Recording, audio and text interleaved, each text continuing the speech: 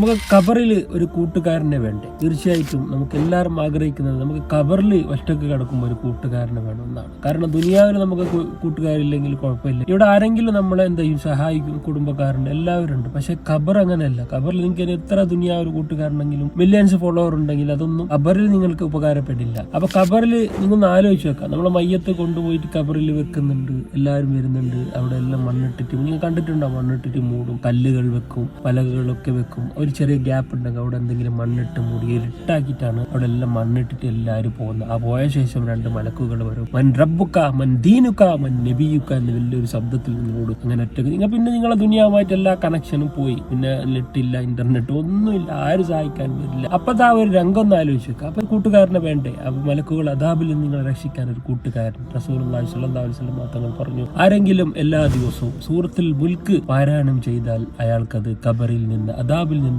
രക്ഷക്ക് വരും എന്ന് റസൂലുള്ളാഹി പറഞ്ഞിട്ടുണ്ടെങ്കിൽ, അത് മാത്രമല്ല അവനെ നാളെ മഹ്ശറയിൽ അവനെ സ്വർഗത്തിലേക്ക് കൊണ്ടുപോകുന്നത് വരെ അള്ളാഹുവിനോട് ശഫാഅത്തോട് പറയും അത്രേ, ഇവനെ കൊണ്ടുപോകാൻ പറ്റില്ല നരകത്തിലേക്ക്, ഞാൻ ഇവൻ എപ്പോഴും എന്നെ ഓതിയവനാണ് എന്ന് ആ സൂറത്ത് പറയും.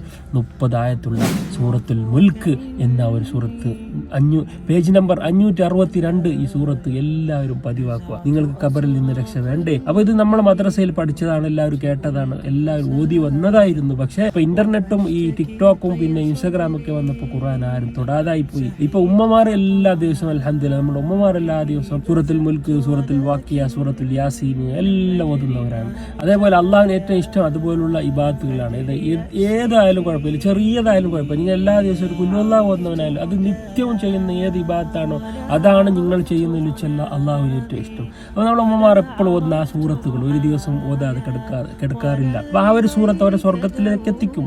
നിത്യമായി ചെയ്യുന്ന, അത് ഒരിക്കലും മുടങ്ങാതെ ചെയ്യുന്ന ഏത് ഇബാദത്തായാലും അള്ളാഹുവിന് ഭയങ്കര ഇഷ്ടമാണ്, അത് നമ്മൾ സ്വർഗത്തിലേക്ക് എത്തിക്കും. അപ്പൊ അങ്ങനത്തെ ഒരു ഇൻഷാ അല്ലാഹ് ഇനിയെങ്കിലും നമ്മൾ ആ ഒരു കാര്യം ഖുർആൻ തുറന്ന് ആ സൂറത്തുൽ മുൽക്ക് ഉറങ്ങുന്നതിന് മുമ്പെങ്കിലും നമ്മൾ ഓതിക്കിടക്കണം. ഉറങ്ങുന്ന സമയത്ത് ഓതിയാലാണ് ഏറ്റവും നല്ലത്. ഉറങ്ങുന്ന സമയത്ത് നിങ്ങൾ ഈ 33 സുബ്ഹാനല്ലാഹ്, 33 അൽഹംദുലില്ലാഹ്, 34 അല്ലാഹു അക്ബർ എല്ലാം കഴിഞ്ഞ ശേഷം ഈ ഒരു സൂറത്ത് മൊബൈലിൽ ഇങ്ങനെ 562 പേജ് നോക്കിയിട്ട് ഓതി കിടക്കുക. എപ്പോഴും പതിവാക്കുക. ഒരു ദിവസം പോലെ നിങ്ങളെ ഫ്രണ്ട് അല്ലേ, ഖബറിലെ ഫ്രണ്ട് അല്ല, ഒരു ദിവസം മുടങ്ങാതെ എനിക്ക് ഖബറിൽ വരണം, എനിക്ക് ഇവനെ ഫ്രണ്ട് ആക്കണം, എനിക്ക് സൂറത്ത് ഫ്രണ്ട് ആക്കണം എന്നാണ് മോശം. അങ്ങനെ ഒരു നിയത്താക്കി ഓതി നിങ്ങളൊരു ഫ്രണ്ട്ഷിപ്പ് ആക്കുക ആ സൂറത്തുമായിട്ട്. അത് എല്ലാ ദിവസവും ഓതുക. അത് മാത്രമല്ല ഖുർആൻ ഓതിന്റെ പ്രതിഫലം വേറെ, ഒരു അക്ഷരത്തിന് 10 നന്മയുണ്ട് ഏത് സൂറത്ത് ഓതിയാലും. അപ്പൊ 30 ആയത്തിൽ എത്ര അക്ഷരമുണ്ട് അതിന്റെ നന്മ വേറെ കിട്ടും.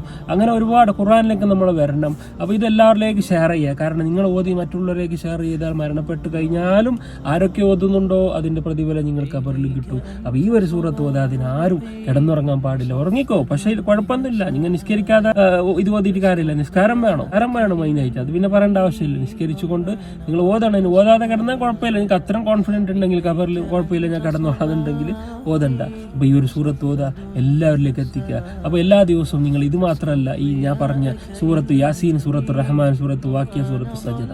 അപ്പൊ ഈ സൂറത്തുൽ മുൽക്ക് ബൈഹാർട്ട് പഠിക്കാൻ വളരെ ഈസിയാണ്. ഒരു 2 മണിക്കൂർ 3 മണിക്കൂർ സമയം എടുത്താൽ നിങ്ങൾക്കത് പഠിക്കാൻ പറ്റും ബൈഹാർട്ട്. ഞാനിപ്പോൾ പഠിച്ചു കഴിഞ്ഞു, കറക്റ്റാണ് പഠിച്ചത്. കാരണം ഈ വൈകുന്നേര സമയത്ത് നമുക്ക് പള്ളിയിലൊന്നും ഇരുന്ന് ഓതാനൊരു ചിലപ്പോൾ ട്രാഫിക് എല്ലാം പെടുമ്പോൾ അപ്പോൾ ബൈഹാർട്ട് പഠിച്ചാൽ നമുക്കത് ഡ്രൈവ് ചെയ്യുമ്പോൾ ഓതിക്കൊണ്ട് പോകാം. സൂറത്തുൽ